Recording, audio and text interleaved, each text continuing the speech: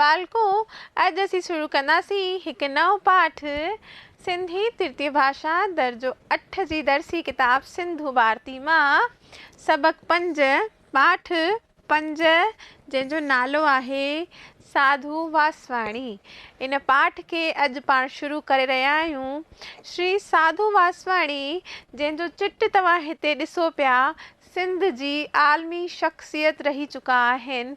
इन्हनि सिख्या जे क्षेत्र में तइलीम जे क्षेत्र में ॾाढा सुठा सुठा सारा जोगा कम कया आहिनि।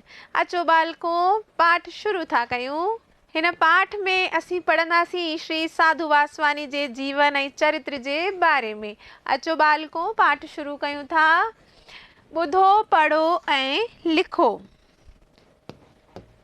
सदियुनि में के विले अहिड़ा महापुरुष पैदा थींदा आहिनि जेके हिन जग खे सच ऐं प्रभुअ जी रूहानी राह ॾेखारींदा आहिनि।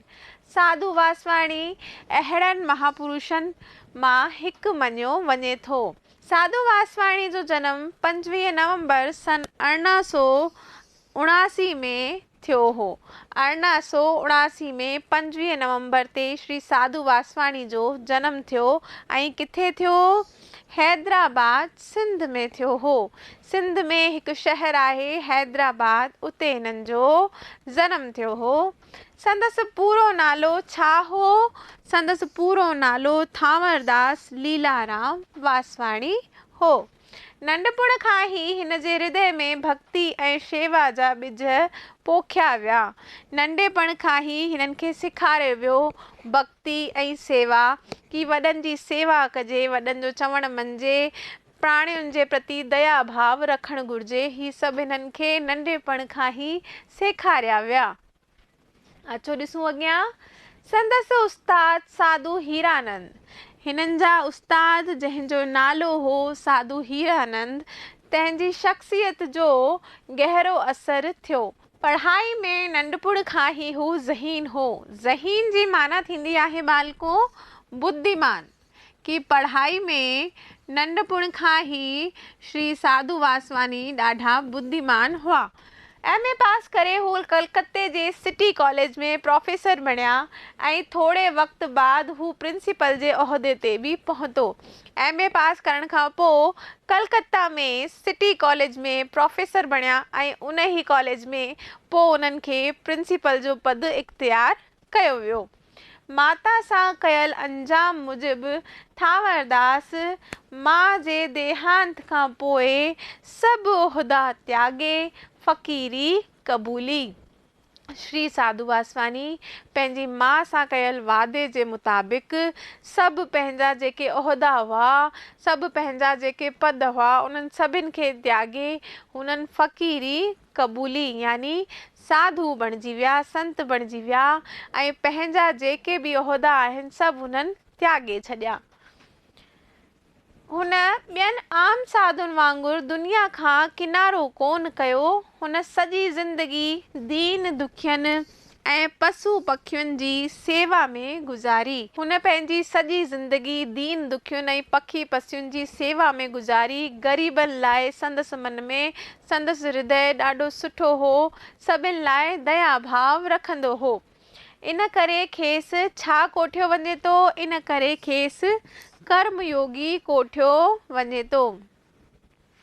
भारतीय संस्कृति ऐं वेदनि जो उन्हो अभ्यास करे उन्हनि जे खूबियुनि खां उन जग खे वाक़ुफ़ु कयो।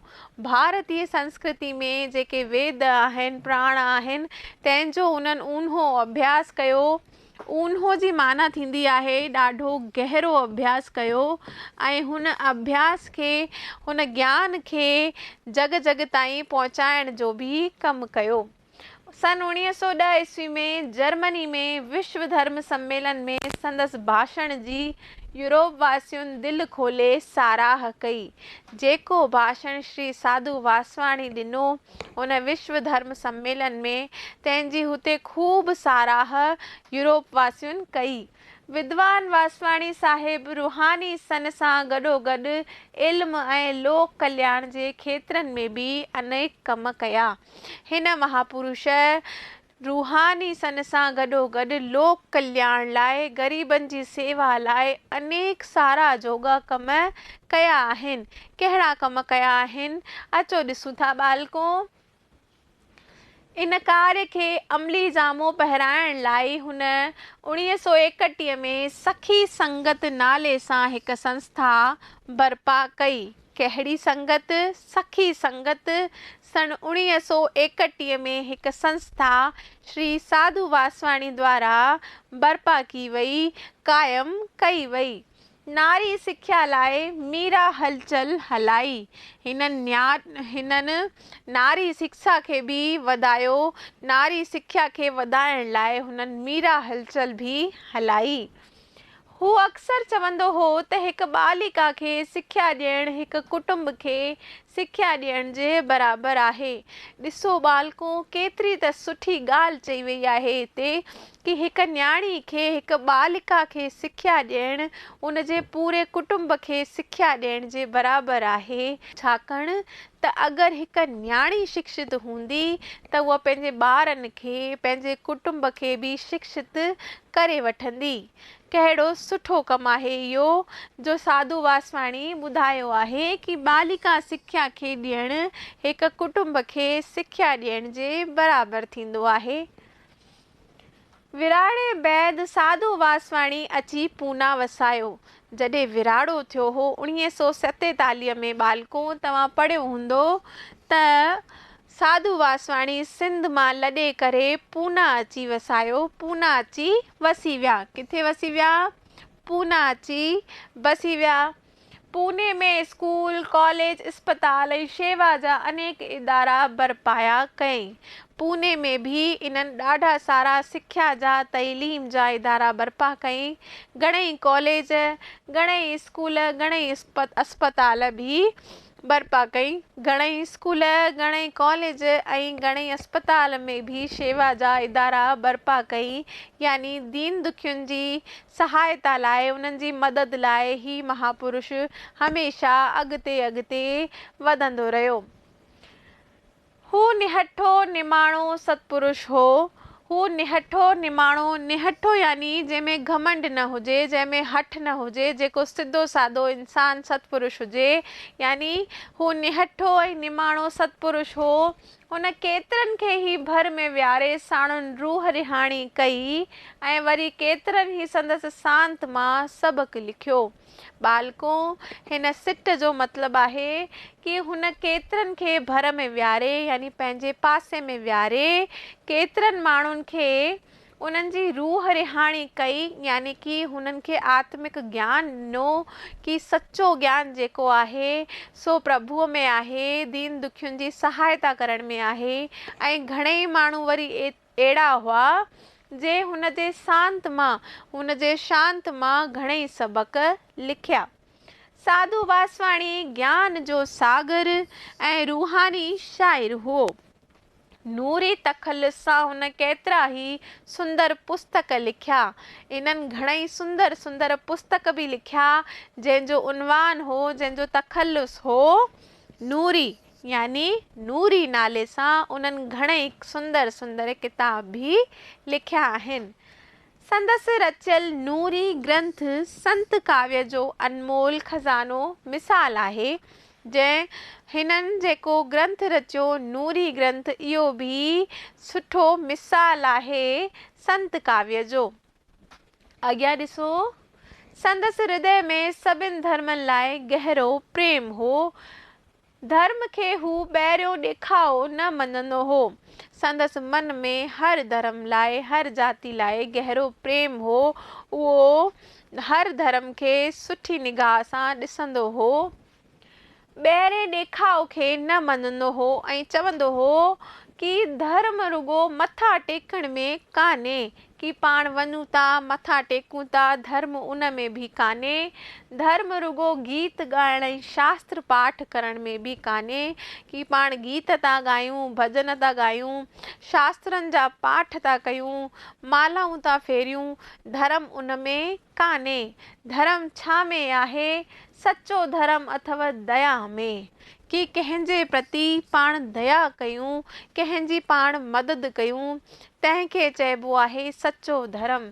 सचो धर्म अथव पवित्रता में, सचो धर्म अथव निवृत में, सचो धर्म अथव सेवा में। यानी सचो धर्म आहे कि पाण कंहिंजी सेवा कयूं, कंहिं बुखे खे भोजन करायूं, वॾनि जो चओ मञूं, सभिनि जो ध्यानु रखूं, हर कंहिंजे प्रति दया भाव रखूं, तंहिंखे ई धर्म चइबो आहे। ईअं माला फेरण ऐं शास्त्र पढ़ण खे धर्म न चयो वियो आहे। इन करे धर्म बाबति ॻाल्हायो घटि ऐं पालन वधीक कयो। श्री साधू वासवाणी चईंदा आहिनि कि धर्म जे बाबति ॻाल्हायो घटि ऐं उनजो पालन वधीक कयो। संदसि हृदय में न रुगो इंसान जाति लाइ प्रेम हो, पर पखियुनि पसियुनि लाइ दया भाव बि हो। तव्हांखे ॿुधायो हुन बालको कि संदसि मन में पखियुनि लाइ बि ॾाढो दया भाव हो ऐं पंहिंजे जीवन में इन्हनि पखी पशुनि जी बि ॾाढी सेवा कई। संदसि जनम ॾींहुं सॼी दुनिया में वैष्णु ॾींहुं करे मनायो वेंदो आहे। कहिड़ो ॾींहुं करे मनायो वेंदो आहे? वैष्णु ॾींहुं करे मनायो वेंदो आहे। हिन महापुरुष 16 जनवरी 1966 ईस्वी में पुणे मां संसारी चोलो मियागियो कान्हे तो हिते बालको त ईंदो त्यागियो। हिन महापुरुष 16 जनवरी 1966 पुणे में पंहिंजो संसारी चोलो त्यागियो, यानी हिननि जो देहांत थी वियो। यानी इहे शांत थिया 16 जनवरी 1966 में। संदसि लॻायल शेवा जो ॿूटो अॼु वधी वण थी रहियो आहे। जेको सेवा जो ॿूटो हिननि लॻायो हो कि सभिनि जी सेवा कजे, जेके संस्थाऊं जेके इदारा हिननि बर्पा कया ते हाणे वधी वसी रहिया आहिनि। यानी जेको ॿूटो हिननि लॻायो हो सो अॼु वधी करे वण थी रहियो आहे। पुणे जी पवित्र मीरा मिशन अॼु हिकु तीर्थ स्थान बणिजी पई आहे। यानी जेका पुणे में हिननि मीरा मिशन हलाई हुई, अॼु उहा हिकु तीर्थ स्थान ठही वई आहे। किथां किथां माण्हू हिन खे ॾिसण लाइ ईंदा आहिनि। दुनिया जे कुंड कुड़िछ मां ईंदड़ सैलानी हिते यात्रा करण लाइ ईंदा आहिनि, ॾिसंदा आहिनि इहो इदारो कंहिं बर्पा कयो आहे, हिते छा छा सुठा कम थी रहिया आहिनि। संदसि रूहानी वारिस बणिजी दादा जशन वासवाणी। केर बालको? दादा जशन वासवाणी, जंहिंजो चिट हिते तव्हां ॾिसी रहिया आहियो। अंजलि हिननि जो तखल्लुस आहे। देश विदेश में वञी प्रभु प्रेम ऐं शेवा जो संदेश पहुचाए रहियो आहे।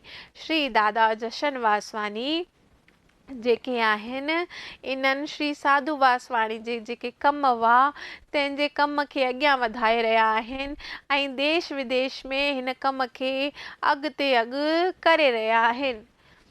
संदसि सुहब में माना संदसि रहनुमाई में, संदसि ध्यान में साधू वासवाणी मिशन द्वारा तइलीम ऐं शेवा जे खेत्र में अनेक सारा जोगा कम हली रहिया आहिनि। जेके बि सुठा सुठा सारा जोगा कम हली रहिया आहिनि उनखे हाणे श्री दादा जशन वासवाणी संभाले रहिया आहिनि। त बालको असीं ॾिठोसीं श्री साधू वासवाणी पंहिंजे जीवन में केतिरा न सुठा सुठा सारा जोगा कम कया आहिनि।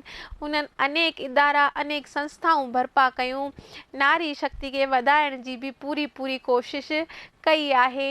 बालिका सिख्या खे बि हिननि प्रोत्साहन ॾिनो आहे कि न्याणीअ खे शिक्षित करणु ॾाढो ज़रूरु आहे। अगरि न्याणी शिक्षित थी वेंदी त पंहिंजे जीवन में पंहिंजे ॿारनि खे पंहिंजे कुटुंब खे बि शिक्षित करे वठंदी। ग़रीबनि लाइ पक्षियुनि लाइ श्री साधू वासवाणी जे मन में ॾाढो कुर्ब हूंदो हो। उन्हनि पंहिंजो जीवन ग़रीबनि जे प्रति दया भाव पक्षियुनि जी सेवा में लॻाए छॾियो। त बालको हिते ही पाठ समाप्त थी रहियो आहे।